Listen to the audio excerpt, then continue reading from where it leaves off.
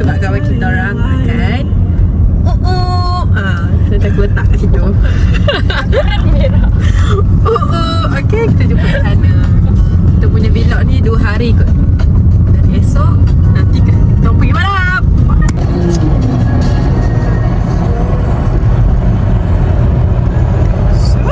Muka tu macam cute. Jangan terlalu rapat. Yes, aku dah warning je. Tak dengar. So doakan je. Tengok. Kau nampak tak? Haji boleh macam ni. Tengok dia ke tepi dah sebab dia ambil tiba. Aku dah ambil tiba boleh macam ni. Jangan ambil. Tak, dia dah masuk simpang sana tu aku rasa. Tak tidur balik. Janganlah. Dia memang main ni. Betul lah dia ke tepi ni. Dah sampai.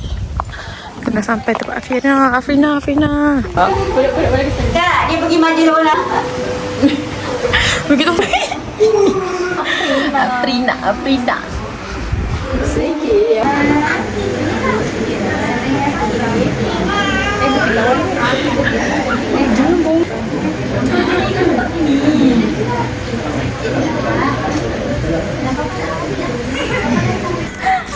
Bye. Dekat aku pula. Aku nak vlog. Siap. Tak nampak lah. So, seram.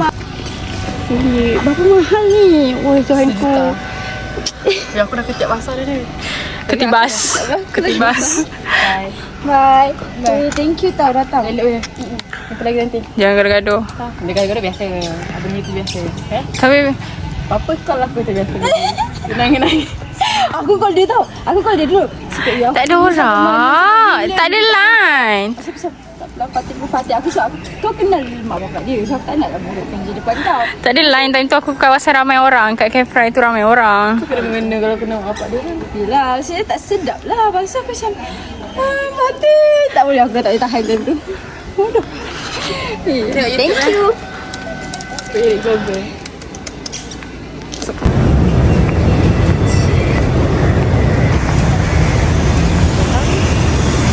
Pergi dekat tempat yang semalam tak datang.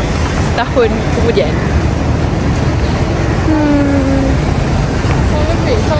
Tahun lebih. Kita pergi sini ni time bulan puasa kan?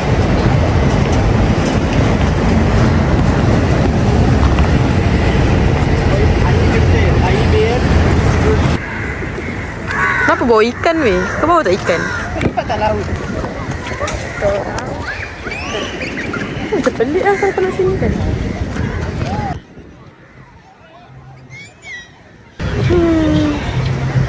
Orang menghadap laut. Yang asal tinggi sangat? Kenapa dia masuk laut? Menghadap laut. Siapa? Tu. Boleh ke? Tak ada buaya. Laut? Kau pernah ada buaya? Ya, buaya. Dia kena air tawar. Macam ikan lah. Buaya orang tu. Kau nampak? Tak ada. Dah tu. TikTok. Tiba.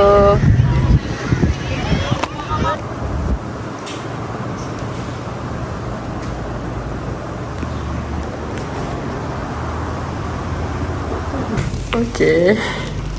Ini vlog kita orang. Afika beli. Kau yang naik biasa sangat. Bawah 100. Okay guys, kita nak tunjuk sesuatu yang agak lucu lah bagi aku. Sebab kau tengok meja dia. Meja dia guna jubin weh. Guna jubin. Dia takutnya. Kuat ke tak ni? Apabila dia membeli Dia yang nak bawah 100. Weekend JB bawah 100. Mana nak ada ya. whatever. The best, bye.